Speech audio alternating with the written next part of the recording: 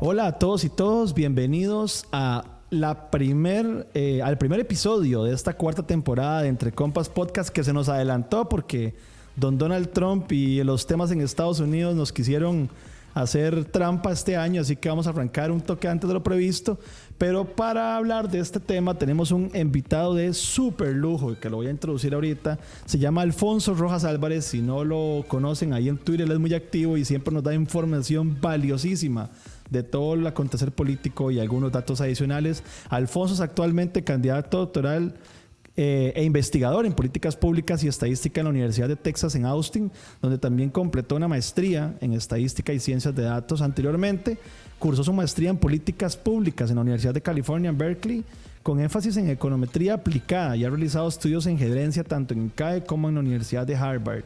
Desde el 2013 ha trabajado en política urbana y de vivienda, salud pública, diseño de investigación y ciencias de datos en varios centros de investigación en Berkeley, Austin y Harvard también. Además, antes de mudarse a Estados Unidos, inclusive fue asesor del ministro de la Presidencia de Costa Rica y asesor del ministro de Turismo. Desde 2007 escribe en la columna del periódico La Nación en Costa Rica acerca de políticas públicas y diversos temas. Y bueno, también ha trabajado como consultor económico de ciencias de datos, tanto para Estados Unidos, para Costa Rica como para México, y así como profesor de grado y posgrado en microeconomía, economía internacional y geografía política. Con este background no se puede decir nada que tenemos un invitado de lujo para arrancar esta cuarta temporada, así que no tardo en introducirlo. Alfonso, es un placer tenerte en estos micrófonos. Para nosotros es un lujo, es una charla que teníamos pendientes, pero ya la logramos tener. Así que, ¿cómo vas? ¿Pura vida? Sí, así es pura vida. Muchas gracias por invitarme. Y efectivamente, me acuerdo el año pasado que estábamos tratando de coordinar la conversación cuando estaba pasando todo lo de la elección de Estados Unidos, y después se nos metió diciembre y dijimos, bueno, ya es que ya va a estar entrando la Navidad y ya como que ya el sentimiento para estar hablando de Trump se acabó. Pero lo que hablamos es, va a surgir un momento en el que el tema va a volver a salir y va a ser bastante reciente. Y por supuesto que hoy, 6 días empezado el año, ya tenemos material de sobra para hablar de este tema, porque solo hoy se siente como si fuera un año entero de noticias. Sí, no, y además creo que es un tema de que todavía, por lo menos de aquí hasta el 20, vamos a seguir hablando un poquito más y de ahí en adelante. Tal vez, Alfonso, para ayudar a que la charla sea más entendible, ¿por qué no hacemos una explicación 1.0 de lo que ha sucedido desde noviembre, por lo menos a hoy, arrancando con las elecciones, donde, les recuerdo, lo último que nos recordamos nosotros es que Trump alcanzó 232 votos electorales y Biden 306, con lo cual, por lo menos que nos costó definirlo, pero con lo cual fue electo y ya fue, bueno, en su momento fue dicho electo el presidente Biden. Hubo discurso, hubo todo, pero de aquí a hoy, ¿qué ha pasado? ¿Qué ha pasado importante? A ver, ¿cómo hacemos ese resumen, como decís vos, 1.0, lo más resumido y poco complicado posible? Joe Biden ganó la elección, a pesar de que tardó algún tiempo en darse la declaratoria. Ganó la elección de manera holgada, pero Donald Trump nunca reconoció la derrota y se ha enfocado en una conspiración y en una realidad alterna totalmente paralela, totalmente infundamentada durante estos meses, de que él ganó la elección por una barrida y de que los demócratas hicieron un fraude. Y entonces, desde la segunda mitad de noviembre y diciembre, incluso estos días, Donald Trump estuvo en las cortes, estuvo haciendo llamadas a los que contaban los votos en todos los estados, insistiéndole a los senadores, insistiéndole a los congresistas para buscar alguna forma de revertir el resultado.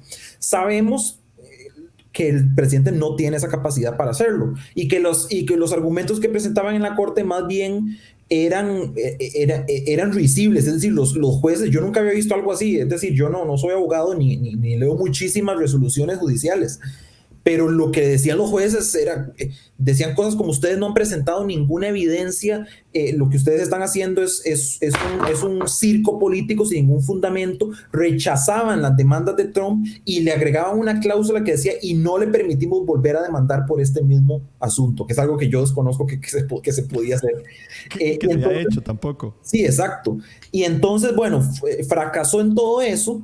el proceso ha continuado de manera fluida fuera de la insistencia de Donald Trump y llegamos al día de hoy, que es el día en el que cada uno de los estados le manda al Congreso los resultados, el Congreso abre los sobres y dice: Arizona lo ganó Biden, Alaska lo ganó Trump, Alabama lo ganó Trump, Nueva York lo ganó Biden, cuentan los votos, Biden ganó, se declara Joe Biden ganador.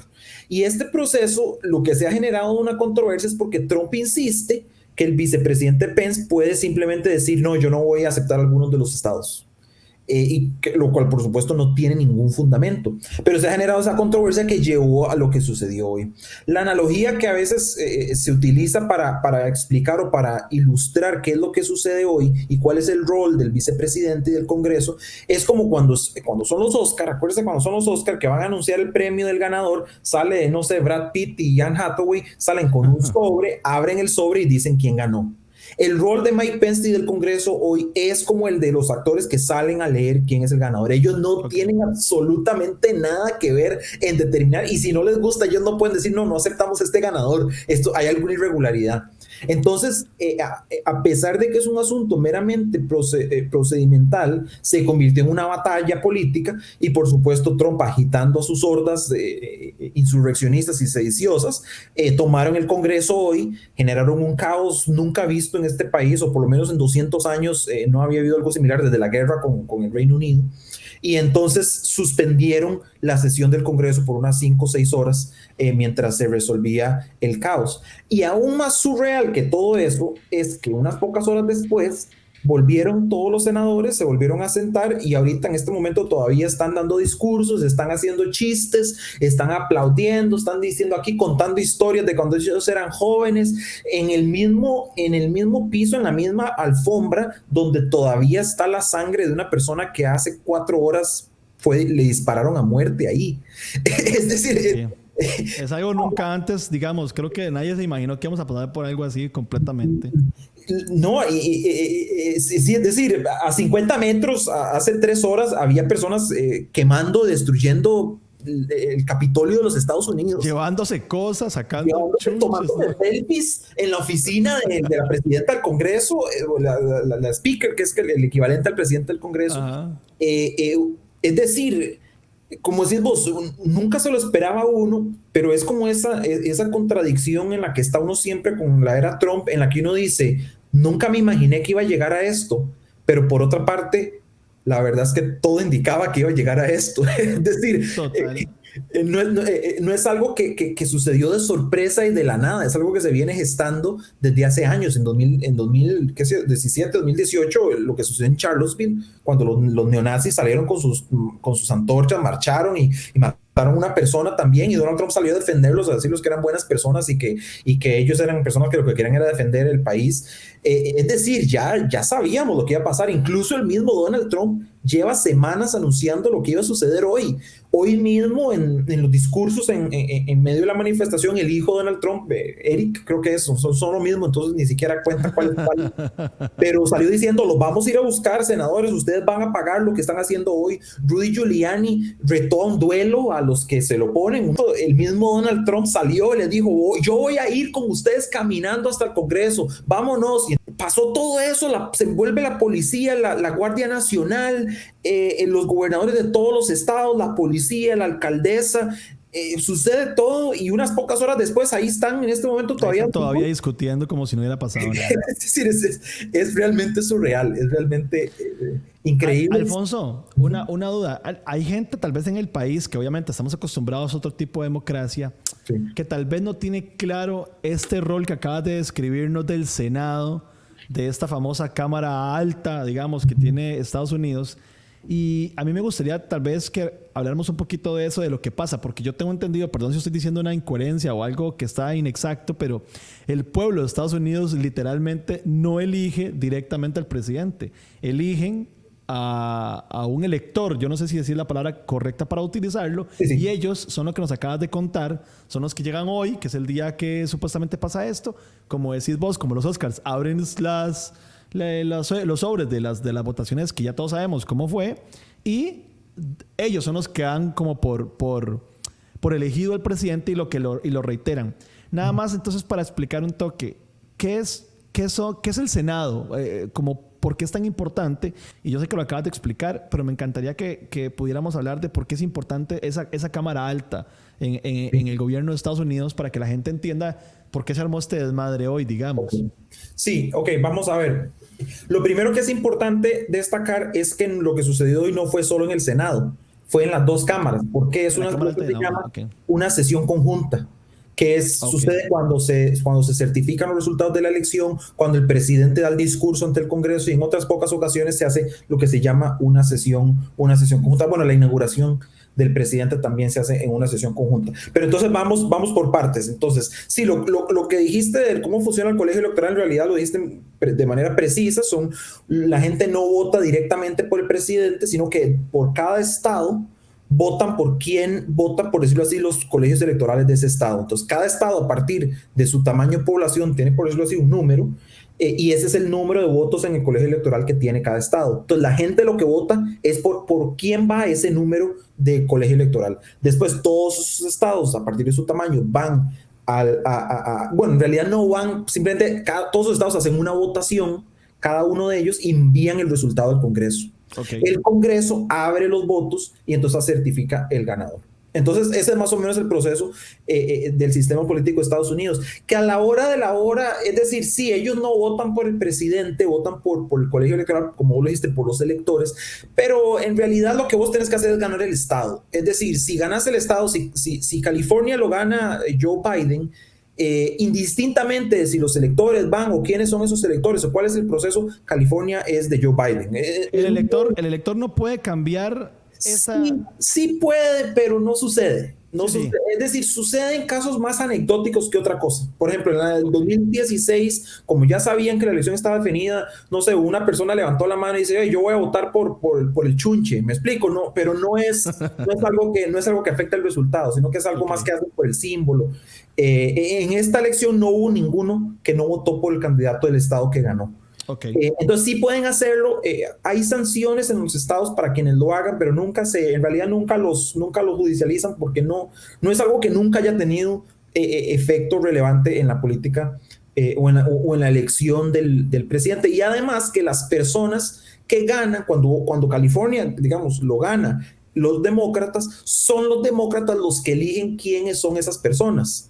Entonces no son personas que van a hacer un cambio de voto. Exactamente, exacto. Por ejemplo, ahora que ha estado mucho de moda Georgia, lo que sucedió en Georgia y el rol de Stacey Abrams, que fue la candidata a gobernadora y fue la que lo organizó toda básicamente la revolución demócrata que hizo que tomaran Georgia. Ella era la jefa del colegio electoral en Georgia. Entonces no había chance alguno de que de repente ya dijera, no, la verdad es que ahora voy a votar por Donald Trump. Entonces sí, de que pueden, ha sucedido algunas veces, pero no tiene ninguna relevancia real. Entonces, para efectos, digamos, de resumir, la gente vota por quién gana el estado, y a partir de quién gana el estado, con la combinación suficiente de estados, vos ganas la presidencia. Pero fuera de eso, el tema del elector y el colegio electoral y todo eso no es tan indirecto como a veces se hace pensar. Es simplemente un método relativamente arcaico en el que ellos todavía hacen ese proceso, pero de nuevo es usualmente una ceremonia.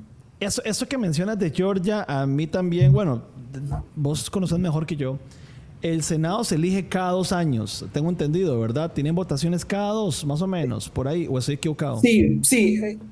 Ok, el poder legislativo de Estados Unidos, al igual que en la mayoría de países del mundo, en realidad, está dividido en 2 cámaras, una cámara alta y una cámara baja. Recordemos que el sistema político de Estados Unidos está basado en el sistema británico, el sistema parlamentario británico, que al mismo tiempo es parecido al del resto de Europa. Ellos lo que tienen es básicamente una cámara alta, una cámara baja, en Europa, en el Reino Unido en particular, en la que está la Cámara de los Lores, que es la Cámara de los aristócratas, que no son electos popularmente, que son gente de la realeza, que no sé, el duque de Westminster, de Yorkshire, todos esos, y ellos votan en algunos asuntos. Y después estaba la Cámara Baja, que es electa popularmente, básicamente como los diputados de Costa Rica. Y entonces con eso ellos lo que hacían era compensar el componente del voto popular, de lo que quiere la gente, con lo que quiere la aristocracia. porque ellos dicen es que nosotros tenemos una visión de Estado y una visión de país que pasa por encima de lo que quiere la gente, que a veces la gente toma malas decisiones. Entonces los gringos dicen, ok, hagamos algo parecido porque sí es importante tener ese contrapeso en las dos cámaras, pero nosotros no creemos en aristocracia, nosotros lo que creemos es que todos los funcionarios públicos deben responder a alguien electo popularmente, y ese es el caso en Estados Unidos, no hay un solo funcionario público que no responda a alguien electo popularmente. Entonces conforman el Senado, que lo que hace es dar 2 senadores por cada uno de los estados indistintamente del tamaño. Y ellos votan en temas como nombramientos del gabinete del presidente, temas como la declaración de guerra, presupuestos, y nombran los jueces también en el Poder Judicial. Y después está la Cámara Baja, que es la Cámara de Representantes, que es básicamente agarre la población de Estados Unidos, divídala entre 435, divide el país entero entre esos 435 y cada uno de esos distritos elige un representante. Entonces, ahí sí importa el tamaño de cada lugar. Exactamente. Hay estados que solamente tienen uno, porque incluso ni siquiera llegan al límite mínimo de la población. Es decir, en este momento cada distrito electoral son como unas 650,000 personas, 660,000 personas, que cambia además por tiempo. Pero son unas 660,000 personas. Digamos, un estado como, creo que Wyoming, que no llega en población a 660, tiene por lo menos un congresista. Vermont también solamente tiene un congresista, a pesar de que no llegue a ese límite, pero tiene ese mínimo. En el caso de California, por ejemplo, que tiene 42 millones de personas, entonces... Son como 50. Exactamente, tenemos una delegación muchísimo más grande. Entonces ahí sí importa el tamaño de la población, pero si lo comparas con el Senado, tanto Wyoming como California tienen 2 senadores cada uno. Y entonces mira qué complicado el tema de la representación popular, porque entonces... digamos que cada 300,000 personas de Wyoming tienen un senador, porque son 600,000 y tienen 2. Mientras que en California, cada 21 millones de personas tienen un senador, porque hay 2 senadores para 42 millones de personas. Entonces, imagínate el poder desproporcionado que tiene cada persona en Wyoming con un senador para cada 300,000, mientras que en California se lo tienen que dividir entre un montón de personas. Ese es el problema del Senado. Pero bueno, eso se compensa en la Cámara de Representantes, que sí es electa de manera popular. Entonces son 435 en la Cámara de Representantes y 100 en el Senado. En el Senado. Y con eso entonces tenés los 538, más bien son los que componen el poder legislativo, y entonces están separados en 2 cámaras. Imagínate el Parlamento tico, simplemente que hay dos salas, y en una se reúne el Senado y en otra se reúne la Cámara de Representantes. Y entonces hoy, de hecho, cuando estaban discutiendo, cuando se suspendió la sesión, lo que ellos hicieron fue que como iban a discutir algunas objeciones, entonces cada uno, el Senado y la Cámara, se fueron cada uno para su respectiva sala. Y cuando estaban discutiendo cada uno en su respectiva sala, ahí fue cuando suspendieron la sesión. Y ahora, en este momento, que me imagino que todavía están discutiendo por un lado el Senado y por otro lado la Cámara de Representantes. Y lo que va a suceder al final es que los dos van a votar la certificación, y entonces ya con eso queda Joe Biden electo. Entonces, digamos, y estas cámaras, que esa también era mi duda, se eligen cada 2 años. Bueno, sí. Y entonces, los congresistas se eligen a cada 2 años. Todos. Entonces, a cada 2 años los congresistas van. Y eso es complicadísimo, porque entonces imagínate que todo el tiempo estás en campaña.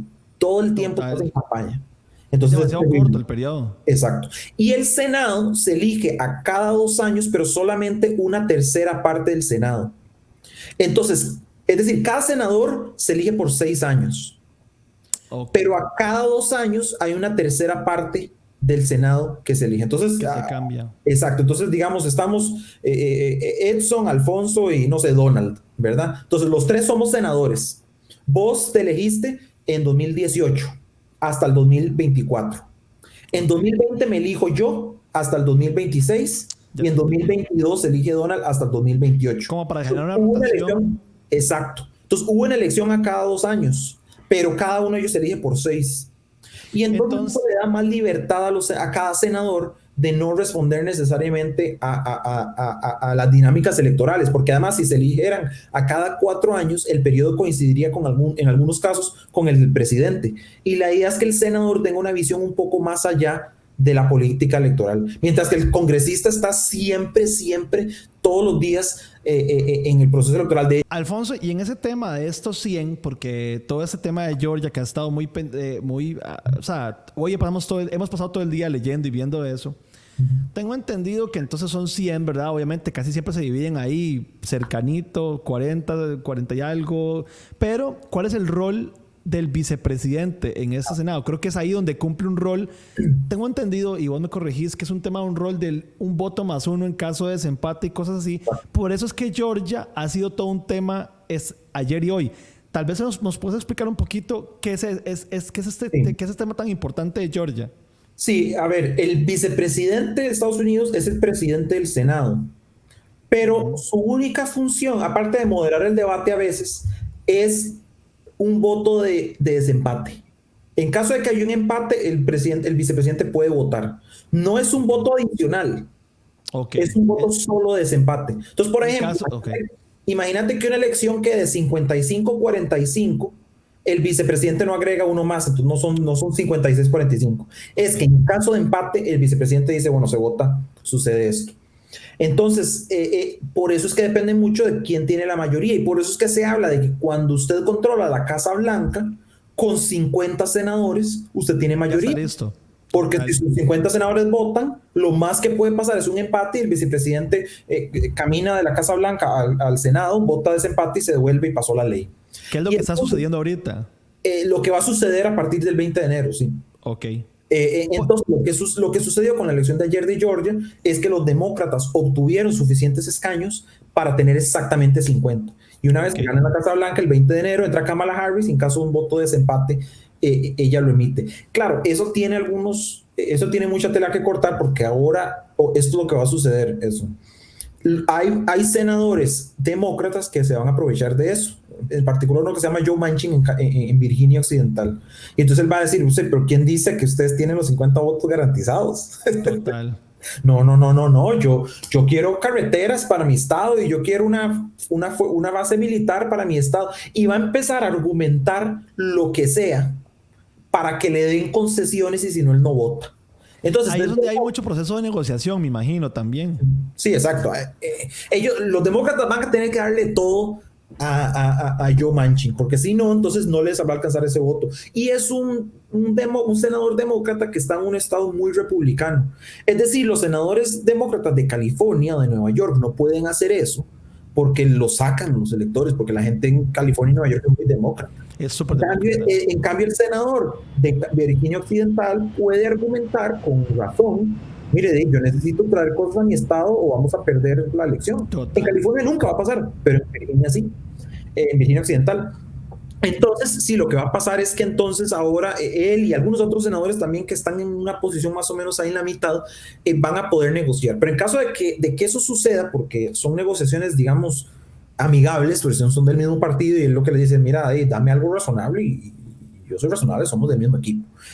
Pero otra cosa que van a poder hacer también es negociar con algunos senadores del Partido Republicano que son relativamente racionales, como Mitt Romney o como Lisa Murkowski, que son personas que sí estuvieron con Trump y todo el asunto, pero ellos en realidad lo que les interesa es traer cosas a sus estados, y han estado electos senadores durante muchos presidentes, durante muchos procesos distintos, y han sobrevivido a todo eso. Entonces, han sobrevivido precisamente porque han tenido esa capacidad de jugar con Washington o jugar el juego de Washington de manera que pueden traer cosas importantes a sus estados. Entonces sí, ahí va a estar todo el proceso de negociación de los demócratas, pero definitivamente es una posición favorable para negociar cuando empezás teniendo la mayoría que cuando empezás perdiendo y tenés que ver de dónde vas a sacar los votos. Es una situación muy diferente.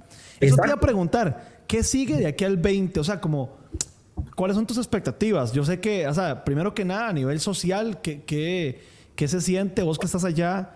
Yo tengo gente que conozco que, sin decir nombres y apellidos, que vieras que son muy pro Trump, y cuando tenemos charlas como hoy y yo tiro ahí memes o comento cosas, yo que no tengo por qué negarlo, a mí no me simpatiza mucho Trump, me dicen que no, que ojalá los estados fueran solo azules y rojos, pero ya definidos por color, y que fuéramos separados y que esto fue un robo. O sea, hay mucha gente si hay gente que se lo cree, que yo conozco, que le hablo desde aquí, ¿qué se esperan estos días de que haga la transición? ¿Cómo va a ser esa transición? ¿Cómo la ves? O sea, Va a ser tensa, va a ser hermética, va a ser... Y porque ahora yo siento que puede pasar. Ya hoy se metieron al Capitolio, como decís vos. A mí me da miedo un balazo perdido. Es que, digamos, yo no quiero ser exagerado, dramático, pero es que, como lo decíamos temprano, se espera cualquier cosa, ¿verdad? Sí, sí. Es decir, creo que esta conversación cambia si la hubiéramos tenido antier o si la hemos tenido ayer o si la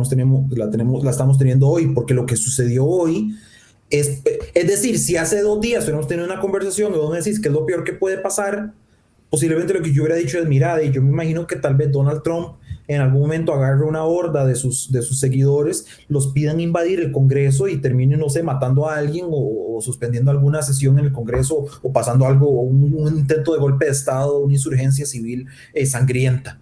Y entonces hubiéramos dicho, güey, sí, yo creo que eso es lo peor que puede pasar. Pero estamos hablando a las 9:30 de la noche, el miércoles 6 de enero, cuando ya eso pasó. Entonces, es difícil de saber qué va a pasar. Yo veo 2 cosas sucediendo. Una, veo los republicanos empezando a rechazar abiertamente a Trump. Ya vi en las últimas horas los senadores le están echando para atrás. Hoy mismo Mitch McConnell dio un discurso muy fuerte en contra de Donald Trump.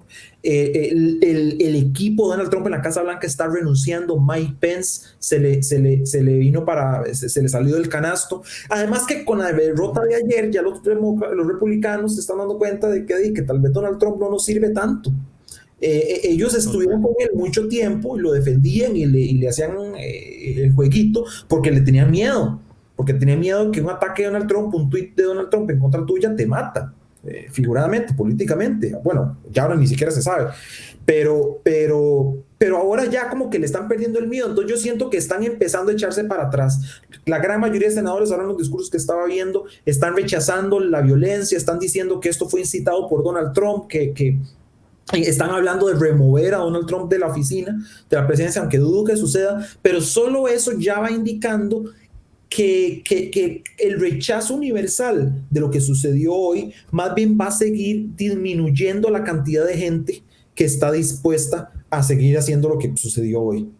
Entonces, esa es la visión optimista. La visión pesimista es que esto va a seguir así, los trumpistas, no importa cuántas sesiones hagan, no importa cuántas comisiones, no importa cuántas investigaciones, no importa cuántos jueces, no importa cuántos senadores, no importa lo que sea que digan, ellos nunca van a creer que Donald Trump perdió la elección, ellos siempre van a creer que le robaron la elección, que ya no hay una democracia en Estados Unidos y puede que sigan haciendo desastres, es decir, ojalá, Dios quiera, no, pero puede haber atentados terroristas, puede haber bombardeos, puede haber tiroteos, no sería nada nuevo por parte de los supremacistas blancos en Estados Unidos y quizás ese puede ser el siguiente paso, porque ya no son un grupo grande, ya no tienen un caudal electoral, pero honestamente, para agarrar un rifle e irse a matar gente, solo necesitas una persona. Y eso es lo que ha estado sucediendo en Estados Unidos durante muchos años. Y ahora, con estas personas malentonadas y pensando que va a haber una dictadura comunista de Joe Biden y China y Soros y Bill Gates, puede que lleve a eso. Entonces esa es la versión pesimista de lo que podría suceder. ¿Y vos cómo crees que sea ese traspaso de poderes? Es que, digamos, siempre ha sido como muy amigable, aunque sean gente que el mismo Obama, que con Donald Trump pasó peleándose toda su vida, le toca por formalismo y creo que por protocolo y creo que por un tema de elegancia y un montón de factores más, hicieron un traspaso genial, pero yo siento que esta vez va a ser, digamos, otro berrinche. O sea, yo casi que creo que Donald Trump ni siquiera se va a aparecer. Sí, yo tampoco creo que se va a aparecer. Es que no, es decir, así como que el Donald Trump que hemos conocido durante los últimos, como político, durante los últimos 5 años, así como que de un pronto a otro, en el último segundo de su presidencia, va a llegar, va a sonreír o le va a estrechar la mano a Joe Biden. No, es que yo no lo veo pasando. Yo creo que lo que él va a hacer, y creo que ya lo habían sugerido algunos medios o algunas fuentes que a veces no revelan y a veces tienen la razón y a veces no, entonces tomárselo con un grano de sal. Y también tendría sentido. Lo que él va a hacer, yo creo, es que va a montarse un rally, una plaza pública en Florida, en algún lado, al mismo tiempo que el traspaso de poder, y entonces va a estar Joe Biden con la mano en la Biblia dando el juramento para ser presidente, y en la mitad de la pantalla, en el otro lado de la pantalla, va a estar Donald Trump tirando que le robaron la elección, que aquí, que allá, y un montón de gente sin máscaras, todos gritando que Donald Trump es su presidente. Eso es lo que yo creo que va a pasar, tal vez en un escenario relativamente pesimista. En un escenario aún más pesimista va a pasar algo parecido a lo de hoy. En un escenario un poco más optimista, simplemente no se va a aparecer, va a agarrar un avión, se va a ir para Florida y listo. Y ya un escenario ya demasiado optimista, casi que iluso, si es lo que hablamos ahora, que va a llegar ahí, va a sonreír y le va a dar la banda presidencial a Joe Biden. Eso no, yo creo que ya eso es lo último, sí. Total. Y ahora también dentro de tu expertise, ¿cuál va a ser entonces el rol de Donald Trump en el Partido Republicano? Porque yo creo que hay mucha gente que lo va a seguir pidiendo. No porque tal vez de hecho, yo estoy seguro que es como el hermanillo conflictivo, que los mismos más dicen, puña, es hermanillo nuestro, pero ojalá se fuera, pero le tienen miedo, como decís vos, porque es súper buleador y tiene convocatoria, o sea, eso no lo podemos negar. ¿Cuál crees que sea su próximo rol político? Sí, yo creo que va a disminuir y va a seguir disminuyendo. Lo que pasó ayer en Georgia y lo que sucedió hoy es prueba de ello. La gran mayoría del Partido Republicano ya le dio la espalda a Donald Trump, porque ya saben que no les gana elecciones, ya saben que funciona en contra de sus intereses en muchos casos, que es un rifle suelto, que no actúa de manera estratégica, y que además acciones como las de hoy solamente lo van a hacer más impopular. Entonces yo creo que va a seguir disminuyendo. Una vez que salga a la oficina presidencial, le van a tener menos miedo, y él se va a ir a refugiar en esos medios de comunicación extremistas que son los únicos que todavía le compran sus teorías de la conspiración. Entonces yo creo que va a seguir disminuyendo. Además que, bueno, él ya está avanzado de edad y ya tiene su reputación dañada por la presidencia, ya va a tener escándalos, quizás va a tener denuncias penales, denuncias administrativas por sus manejos de las finanzas y por los crímenes que ha cometido durante la administración. Entonces yo creo que la va a tener muy difícil. No va a desaparecer del todo, y tampoco descartaría un escenario en el que en el 2024 pueda volver a ser el candidato, y quien quita pueda volver a ser el presidente. Pero a partir de lo que hemos visto que ha sucedido en estos meses, y a partir de la historia política de Estados Unidos, lo normal es que una vez que un presidente sale del poder, pasa como a un nivel diferente en el que ya deja de ser un actor político electoralmente relevante figura pública, nada más. Por sí mismo. Sí, ya no. Es decir, es que ya una vez que fuiste presidente, ya no vas a hacer nada más. En Estados Unidos, en otros países sí, pero ya no vas a hacer nada más. Entonces, en realidad, sí, lo que se dedican es a hacer plata y a hacer libros. Y cuando hay una campaña electoral van y promueven al candidato como Obama, como Clinton, como Bush, pero ya por sí mismos, ya ellos no van a aspirar a nada más porque ya fueron presidentes. De nuevo, en el caso de Donald Trump, no podemos descartar que en el 2024 sea el candidato, pero tampoco podemos descartar que uno de sus hijos sea el candidato, que alguna persona de su familia sea el candidato, o que quieran mantener ese control del Partido Republicano. De nuevo, lo que sucedió ayer, lo que sucedió hoy, baja esas probabilidades, pero no las anula del todo. Lo dijiste ahora como en tono de broma, pero ¿qué tan fracturada queda la democracia de Estados Unidos, de la cual se jactan todo el tiempo? Lo dijiste ahora como broma, como es capaz que vas a aparecer. Yo sé que estabas bromeando, pero ¿qué tan fracturada queda para vos? Es difícil de responder porque en su legitimidad la democracia de Estados Unidos va a seguir deteriorándose. Hay un gran porcentaje de la población que no acepta el resultado, lo cual también, y hago el pie de página ahí, es normal en el lado que pierde la elección. Es decir, y hoy lo puse ahí en unas encuestas, porque creo que a veces caemos en el error de pensar que los demócratas o los republicanos son totalmente diferentes, y que los demócratas nunca han hecho nada malo, que los demócratas siempre han sido la santa paloma y que siempre han ido y han reconocido el resultado, y que han sido serios y maduros, y que nunca han alegado fraude, y que, me explico, no es tan así, a pesar de que yo no siento que en este momento sea posible una equivalencia moral en lo que hacen los republicanos y los demócratas. Es decir, los demócratas nunca han hecho algo como lo que están haciendo los republicanos con Donald Trump, pero tampoco podemos decir que los demócratas han sido los estandartes de la legitimidad democrática en Estados Unidos. Es decir, la polarización está ahí, no solamente porque los republicanos la han generado. Entonces, va a seguir polarizado el país, va a seguir la mitad del país pensando que le robaron la elección, va a seguir Donald Trump jodiendo la vida, van a seguir los medios de comunicación cada vez que puedan agitando por un lado está Rachel Maddow gritando y por otro lado está la gente de Fox News, Sean Hannity, pegando gritos diciendo que el otro es el enemigo, que el otro quiere destruir el país. Eso va a seguir. La gente va a seguir más desencantada de la política. Todo eso, las redes sociales van a seguir alimentando el extremismo, las teorías de la conspiración, las fake news, todo eso va a seguir ahí. Y todo eso va a seguir empeorando. Muy difícilmente va a mejorar. Ahora, nada de eso es exclusivo de Estados Unidos. Ese problema lo tenemos en Costa Rica, lo tienen en Brasil, en México, Total. en Alemania, en Japón, en India, en China, tal vez no tanto, en todo lado. Entonces, eso es un problema en todo lado. En temas de la continuidad democrática, ahí sí es donde en realidad Estados Unidos no tiene igual en el mundo, y no es por ser como pro-yanqui, pero es que Estados Unidos tiene 230 años de una democracia sin interrupción alguna. Literalmente lo que sucedió hoy es uno de los peores atentados contra la democracia en la historia de Estados Unidos. Y también eso lo discutía hoy en internet con alguna gente. Eso es algo casi que normal en el resto del mundo. Es decir, en Costa Rica, yo he estado en la Asamblea Legislativa cuando la tienen que cerrar y evacuar por protestas violentas que están a punto de tomar la Asamblea Legislativa. Juan Diego Castro en el 90. Bueno, al presidente al presidente le acaban de botar el portón de la casa presidencial. Yo estuve también en casa presidencial, en una oficina, encerrados, porque había una turba de personas y no podíamos salir hasta que esa turba se libera. Y es tan, no sé, es tan, no quiero decir normal, pero lo que quiero decir, ni siquiera me acuerdo por qué era.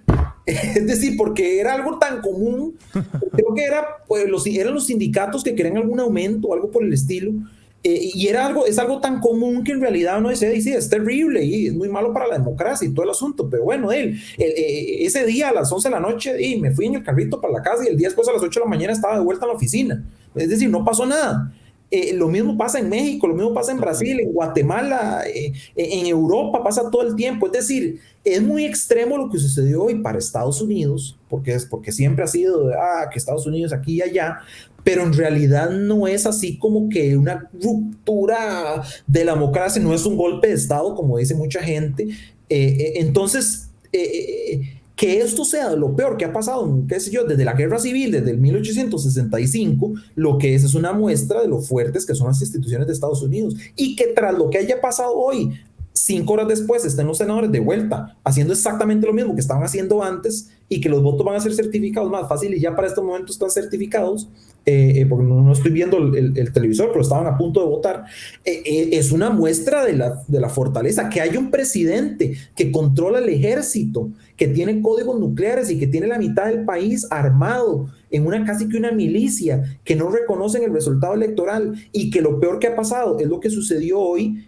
En realidad eso no es algo que muchos países puedan de lo que puedan decir. En la mayoría de países esto ha llevado a una guerra civil, esto ha llevado a una dictadura, esto ha llevado a la suspensión de las libertades y el Estado de Derecho en todo el país, mientras que en Estados Unidos vos le preguntas aquí a alguna persona afuera en la calle y tal vez ni siquiera se ha enterado que pasó nada.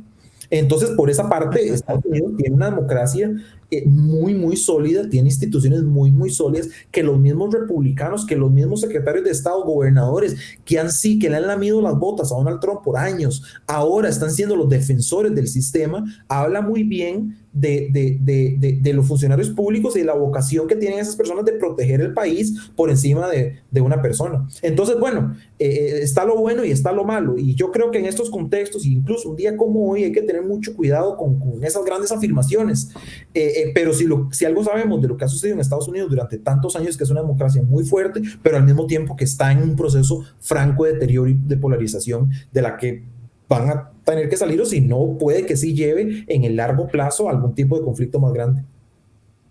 No, total. Alfonso, mira, bueno, quisiera como tal vez cerrar por acá, más que todo porque creo que nos queda pronto Tal vez después del 20 podemos conversar un poquito de expectativas para América Latina con el nuevo presidente, los cambios y muchas cosas que me parecen súper interesantes. Te comprometo de una vez a que ojalá que volvamos a poder conversar de nuevo.